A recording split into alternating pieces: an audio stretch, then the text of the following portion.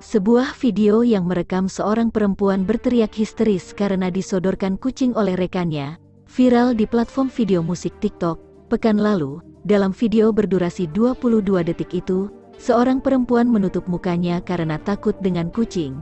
Sambil berteriak, perempuan itu bergeser ke tempat lain untuk menghindari kucing yang dibawa oleh rekannya itu. Namun, rekannya terus-menerus mengganggu. Kerap kali kita menjumpai menjadikan fobia atau ketakutan seseorang atas sesuatu sebagai bahan gurauan atau bercandaan. Psikolog klinis dan co-founder Ohana Space, Jakarta Barat, Veronica Adesla mengatakan, tindakan mempermainkan ketakutan orang terhadap hal tertentu adalah tindakan tidak baik. Menurut dia, efeknya bisa menyebabkan panik pada orang dengan fobia itu hingga membahayakan nyawa.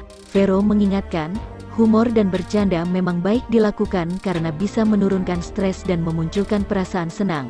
Akan tetapi, saat humor dan canda membuat orang lain takut, sakit, terluka, sedih, ataupun marah, maka bukan termasuk tindakan yang menyenangkan.